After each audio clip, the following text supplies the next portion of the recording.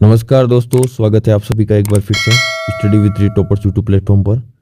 हिंदी शिक्षण वीडियो की जो टॉपिक वाइज हमारे एमसीक्यू और पीवाईक्यू की जो सीरीज चल रही है, उसके अंतर्गत आज हम लेकर आए हैं टॉपिक नंबर 2, भाषा शिक्षण के उपागम। प्रत्येक क्लास में हम एक एक टॉपिक को क्लियर करने वाले हैं। यहाँ पर आपको अब तक जो पूछे गए प्रश्न हैं आरटेट 2011 से लगाकर थर्ड ग्रेड 2022 तक, वो सभी प्रश्न आपको देखने को मिलेंगे। ये क्लासेस लेवल 1, लेवल 2, लैंग्वेज 1 और लैंग्वेज 2 हिंदी जो विषय है उसके शिक्षण वीडियो के लिए बेहद ही उपयोगी हैं और आपके पीवाईक्यू के लिए जो है ये क्लास रामबाण साबित होने वाली है। देखिए, इससे पूर्व हम जो है पहली क्लास लेकर आए थे कल और उस पर आपका अच्छा रिस्पांस मिला है, इसलिए ये सीरीज़ जो है अपने आगे चलती रहेगी। 1151 व्यूज़ जो है कल वाले वीडियो पर आ चुके हैं। और देखिए, हमने आपको बताया था कि पहले हमने सारी थ्योरी करवाई। 37 वीडियो के अंतर्गत हमने जो है कंप्लीट थ्योरी टॉपिक 1 से लगाकर टॉपिक नंबर 12 तक, यानी टॉपिक 1 से लगाकर 12 तक हमने सारी कक्षाएं ली हैं। थ्योरी क्लास अगर आपने अभी तक नहीं ली है तो एक बार आप ये थ्योरी क्लास ले लें। उसके बाद आप पीवाईक्यू जो ये अपनी सीरीज़ चल रही है, टेस्ट सीरीज़, उसमें जो है आप भाग लें, निःशुल्क हैं। और ये देखिए, आप यहाँ पर 10,701 बच्चों ने जो है पहली क्लास को अपना देखा है और ये अच्छा रिस्पॉन्स आपको मिला है। उसके अलावा देखिए, रीट 2024-25 साइकोलॉजी में जो न्यू टॉपिक ऐड हुए हैं उसके अंतर्गत भी हमारे क्लासेस चल रही है और राष्ट्रीय शिक्षा नीति की आज हमारे क्लास आने वाली है। अब study with three toppers mobile application पर जो है 5,000 डाउनलोडर्स जो है हो गए हैं, मतलब 5,000 स्टूडेंट्स ने जो है मोबाइल एप्लीकेशन को डाउनलोड कर लिया है। आपने अगर अभी तक नहीं किया है तो एक बार ज़रूर आप डाउनलोड कर लें। ये देखिए, बच्चों के डाउनलोड का ये मैं यहाँ पर स्क्रीनशॉट लेकर आया हूँ। ये कल का है 5 जनवरी का, और 5 जनवरी पर देखिए कितने सारे बच्चों ने जो है ऐप को डाउनलोड किया है। यहाँ पर आप देख सकते हैं, ये सारी 5 जनवरी के ही आपको दिखा रहा हूँ। तो कम से कम रोज के 200, 300 या 300 से अधिक मान सकते हो आप, 300 से अधिक स्टूडेंट जो हैं पर डे यहाँ पर ऐप को डाउनलोड कर रहे हैं। अगर आपने भी अभी तक नहीं किया है तो निश्चित तौर पर आपको डाउनलोड करना चाहिए। अब हम देखिए, आज के टॉपिक के अंतर्गत हमारे जो है 16 क्वेश्चन है टोटल। उन 16 क्वेश्चन पर हम बात करेंगे और समझाने का प्रयास करेंगे। उससे पहले अगर आप देखिए चैनल पर नए हैं तो चैनल को एक बार सब्सक्राइब जरूर कीजिएगा। तो यहाँ पर आप देखिए, एक चीज़ और मैं आपको बताना चाहूँगा कि ये 5,000 डाउनलोडर तो आपके हो गए हैं, लेकिन आप सभी साथी जो क्लास को देख रहे हैं, प्लीज़ अगर आपको लगता है कि हमने पूरी जी जान से मेहनत की है तो निश्चित तौर पर आप चैनल को भी जो है शेयर कीजिए, क्योंकि अपने यूट्यूब प्लेटफॉर्म पर भी जो है 16,000 सब्सक्राइबर हो चुके हैं और टेलीग्राम पर भी 3,000 से अधिक सब्सक्राइबर, मतलब यूँ कह सकते हैं कि ग्रुप में सदस्य जुड़ चुके हैं। और प्ले स्टोर पर तो 5,000 हो ही गए हैं। ये अपना रीट की बेस्ट स्ट्रेटजी वाला जो आपके रणनीति वाला जो वीडियो है, उसके 3 दिन में देखिए 14,000 व्यू और काफ़ी अच्छा रिस्पॉन्स बच्चों का मिला है। तो कुल मिलाकर आप चैनल से जुड़े रहे, निश्चित तौर पर आपको फायदा होने वाला है। तो बढ़ते हैं हम आज के अपने पहले प्रश्न की तरफ। पहला प्रश्न है आपके सामने, विद्यालय पाठ्यक्रम के विषयों के शिक्षण एवं अधिगम में खोज उपागम के उपयोग को लोकप्रिय बनाने का श्रेय किसको है? खोज उपागम के उपयोग को देखिए, अब यहाँ पर मैंने आपको बताया है कि खोज उपागम, खोज विधि भी कहा जा सकता है, इसको खोज उपागम भी कह सकते हैं। परीक्षा में जैसे उनका मन हो उस प्रकार से प्रश्न पूछा जा सकता है। खोज विधि भी कह सकते हैं तो भी बात सही है, खोज उपागम कहे तो भी बात सही है। ज़्यादा जानकारी अगर आपको लेनी है तो आप थ्योरी क्लास टॉपिक नंबर 2 भाषा शिक्षण के उपागम, जिसके अंतर्गत हमने बात की थी पाठ संसर्ग उपागम, रचना संसर्ग उपागम, हर्बर्टी उपागम, अभिक्रमित अनुदेशन उपागम, उसके अलावा खोज उपागम, प्रायोजना उपागम, मतलब कई सारे उपागम जो थे उन सब के ऊपर हमने जो है चर्चा की है। सूक्ष्म शिक्षण उपागम, तो यहाँ पर देखिए खोज उपागम के उपयोग को लोकप्रिय बनाने का श्रेय किसको जाता है? तो खोज विधि जो है, खोज विधि के कह सकते हैं विचारधारा तो किसने दी थी? ड्यूवी ने। और उसका कह सकते हैं प्रतिपादन किसने किया था? H.E. आर्मस्ट्रांग ने। लेकिन यहाँ पर प्रश्न पूछा गया है खोज उपागम को लोकप्रिय बनाने का श्रेय, वो भी कहाँ? शिक्षण एवं अधिगम के, मतलब विद्यालय पाठ्यक्रम में। तो यहाँ पर आपका सही आंसर हो जाएगा जेरोम ब्रूनर। जेरोम ब्रूनर ने जो है विद्यालय पाठ्यक्रम में शिक्षण एवं अधिगम में खोज उपागम के उपयोग को क्या किया है? लोकप्रिय बनाने का श्रेय इसको जाता है। ये थर्ड ग्रेड 2022 लेवल 1 में पूछा गया है। काफी विवादित प्रश्न है, क्योंकि कहीं स्पष्ट इस प्रकार से विद्यालय पाठ्यक्रम के विषयों में शिक्षण एवं अधिगम के उपागम का इस प्रकार से कहीं वर्णन नहीं किया गया था। तो अधिकांश बच्चों ने जो है H.E. आर्मस्ट्रांग किया था, लेकिन आपके यहाँ पर सही आंसर बोर्ड द्वारा क्या माना गया है? जेरोम ब्रूनर माना गया है। ब्रूनर ने भी खोज उपागम जो है उस पर काम किया था, तो इस वजह से इसका भी जो है यहाँ पर सही माना गया है। इनमें से कौन सा पर्यवेक्षित अध्ययन उपागम का सोपान नहीं है? हमने देखा था पर्यवेक्षित अध्ययन उपागम जो है वो उसके अंतर्गत जॉन डेजी मोरविल जो है इसके प्रवर्तक हैं, और इस के अंतर्गत देखिए कौन सा सोपान नहीं है, तो अध्ययन कार्य का आवंटन होता है, अध्ययन हेतु निर्देश भी होता है, और विद्यार्थी द्वारा स्वाध्याय एवं शिक्षक द्वारा क्या किया जाता है, मार्गदर्शन किया जाता है। इसलिए इसको पर्यवेक्षित अध्ययन उपागम को स्वाध्याय उपागम भी कहा जाता है। ये कलात्मक प्रायोजना जो है ये प्रायोजना का प्रकार है। ये क्या है, प्रायोजना का प्रकार है। प्रोजेक्ट विधि के अंतर्गत प्रायोजना के जो प्रकार दे रखे हैं उसमें प्रायोजना का एक प्रकार है कलात्मक परियोजना। तो यहाँ पर पर्यवेक्षित अध्ययन उपागम का सोपान नहीं है। कौन सा नहीं है, कलात्मक प्रायोजना। ठीक है, नेक्स्ट हम देखेंगे हर्बर्ट द्वारा स्थापित, हर्बर्ट की जो पंचपदी है उसमें हर्बर्ट द्वारा स्थापित सहसंबंध विधि के चिंतन को किसने आगे बढ़ाया, किस विद्वान ने आगे बढ़ाया। तो यहाँ पर हमने चर्चा की थी कि जिलर महोदय जो हैं इन्होंने जो है सहसंबंध विधि के चिंतन को जो है आगे बढ़ाया है। नेक्स्ट हम देखेंगे सूक्ष्म शिक्षण उपागम का उद्देश्य एवं लक्ष्य होता है। सूक्ष्म शिक्षण उपागम का अर्थ होता है माइक्रो टीचिंग, और माइक्रो टीचिंग जो होती है आपके उसका उद्देश्य क्या होता है, लक्ष्य क्या होता है, विद्यार्थी के व्यवहार में परिवर्तन करना। तो बिल्कुल नहीं, विद्यार्थी के व्यवहार में परिवर्तन नहीं होता है सूक्ष्म शिक्षण। शिक्षक प्रशिक्षणार्थियों के व्यवहार में परिवर्तन, बिल्कुल 100% आपका आंसर क्या होगा, ऑप्शन नंबर बी। क्योंकि शिक्षक प्रशिक्षणार्थी का मतलब होता है कि जो आप बीएड और बीएसटी से जब आप कर रहे होते हैं तो आप क्या होते हैं, छात्र अध्यापक जो होते हैं, छात्र अध्यापक या छात्राध्यापिका, छात्राध्यापक या छात्राध्यापिका, वही जो है आपके क्या कहलाता है, शिक्षक प्रशिक्षणार्थी कहलाता है। तो उसके व्यवहार में परिवर्तन किया जाता है। और सूक्ष्म शिक्षण उपगम के बारे में जब हमने चर्चा की तो विशेष ध्यान रखने योग्य बात यह है कि एक तो इसको जो है सूक्ष्म शिक्षण उपगम को इसके अंतर्गत एक समय में केवल एक कौशल का विकास किया जाता है, और कौशलों के विकास के लिए ही जो है सूक्ष्म शिक्षण अपनाया जाता है। और सूक्ष्म शिक्षण में 36 मिनट का समय होता है। सारी हमने जो है वहाँ पर चर्चा कर ली है। तो ऑप्शन नंबर यहाँ पर बी जो है शिक्षक प्रशिक्षणार्थी के व्यवहार में परिवर्तन करना। अब देखेंगे आप ब्लूम उपागम के अनुसार शिक्षा की त्रिपदी प्रक्रिया में सम्मिलित पद हैं। ब्लूम ने जो उपागम दिया था, ब्लूम का उपागम जो है वो भाषा का उपागम नहीं है, वो जो है आपके मूल्यांकन का उपागम है। किसका उपागम है, मूल्यांकन उपागम है, जो कि हमने मूल्यांकन टॉपिक के अंतर्गत कवर कर लिया है। सामान्यीकरण बिल्कुल नहीं, व्यावहारिक प्रयोग भी नहीं है, प्रस्तुतिकरण भी नहीं है।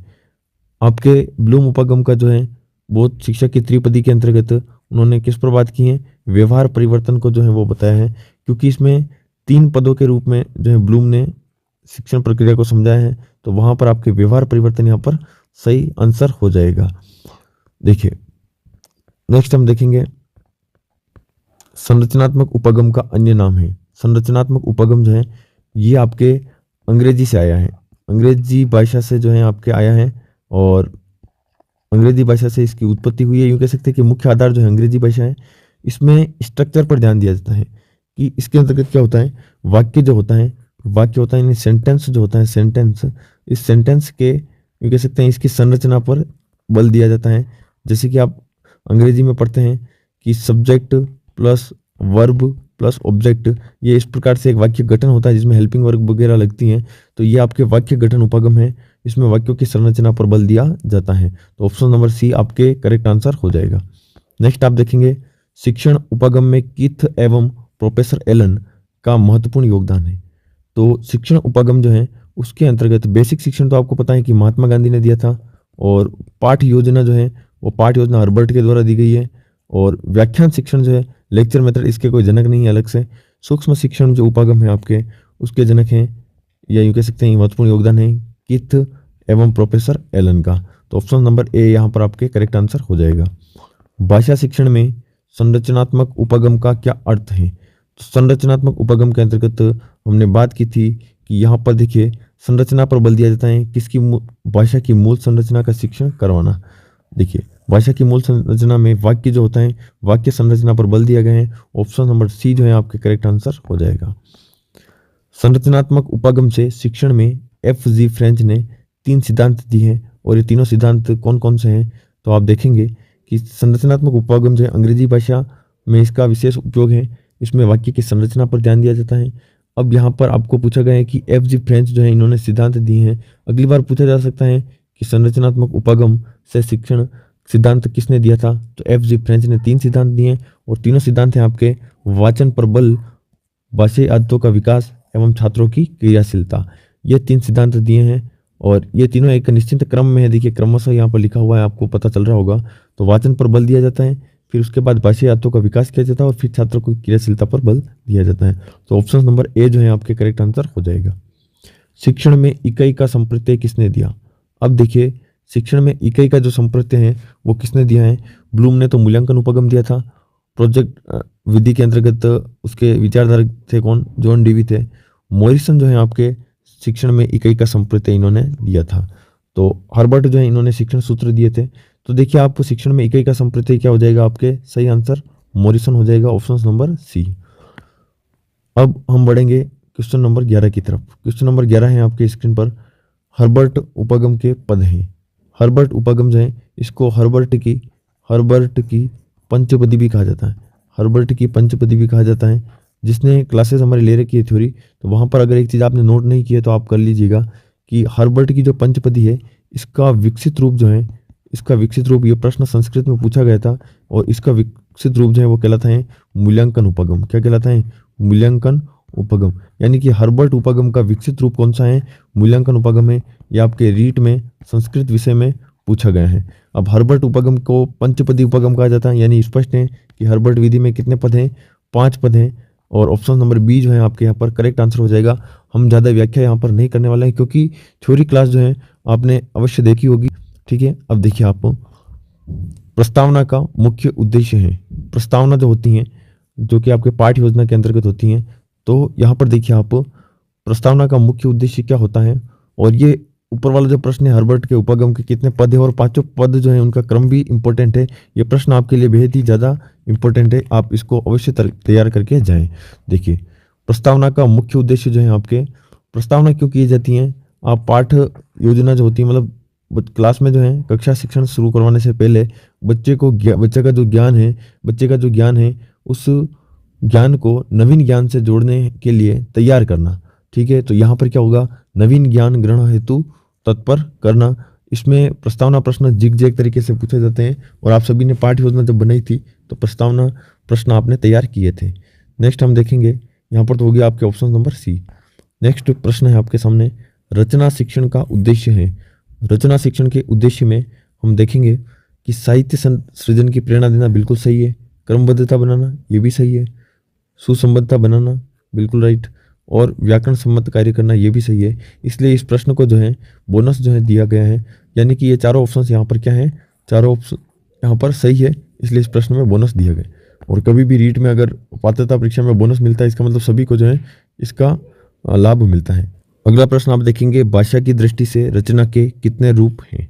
तो भाषा के रूप देखा जाए तो 3 रूप हैं, उसमें से 2 रूप हैं आपके मुख्य हैं, लिखित और मौखिक। लेकिन अगर रचना के रूप पूछे जाएं तो रचना के केवल 2 रूप हैं, लिखित रचना और मौखिक रचना। यानी कि आपके अगर भाषा के रूप पूछे जाएं तो लिखित मौखिक के साथ साथ सांकेतिक भाषा भी होती हैं। लेकिन रचना के रूप पूछे जाएं तो 2 रचनाएं होती हैं, लिखित रचना और मौखिक रचना।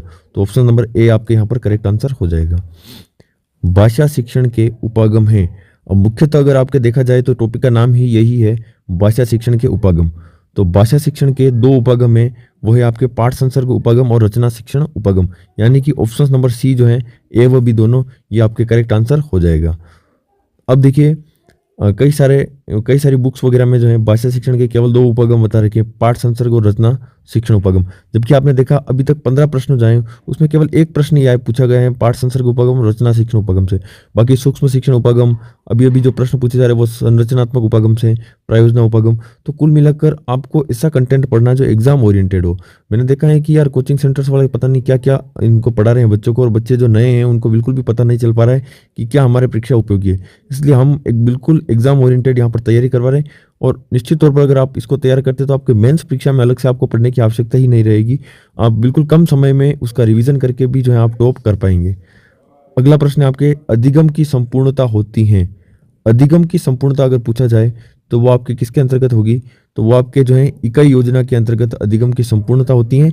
रीट 2012 लेवल 2 में ये प्रश्न पूछा गया है। ऑप्शन नंबर ए यहाँ पर करेक्ट आंसर हो जाएगा।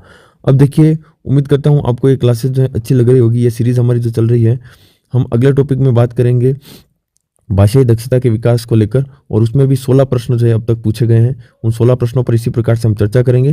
थ्योरी क्लास आपने नहीं ली है तो अगर आपके पास समय है तो आप निश्चित तौर पर थ्योरी क्लास एक बार जरूर देख लें। अगर आप नोट्स नहीं बना पा रहे तो कोई दिक्कत नहीं, लेकिन एक बार थ्योरी देख लेने से आपके जो PYQ प्रश्न है वो आसानी से सोल्व हो जाएंगे और आपकी परीक्षा में एक भी प्रश्न इससे बाहर नहीं आने वाला है थ्योरी क्लास से। इसलिए आप अवश्य देखने का ट्राई करें। अब देखेंगे, आज से हम जो है संस्कृत और गणित की शिक्षण वीडियो की एक एक क्लास डालेंगे, और जिस क्लास पर अच्छा रिस्पांस आपको मिलेगा वो सीरीज जो है हमारी आगे चलती रहेगी। तो देखते हैं कि गणित और संस्कृत की शिक्षण वीडियो में से आप किसको ज़्यादा सपोर्ट करते हैं। अपने सभी साथियों के साथ आप जो है शेयर करें और जोड़ने का प्रयास करें। तो मिलते हैं नेक्स्ट वीडियो में, तब तक के लिए जय हिंद, जय भारत।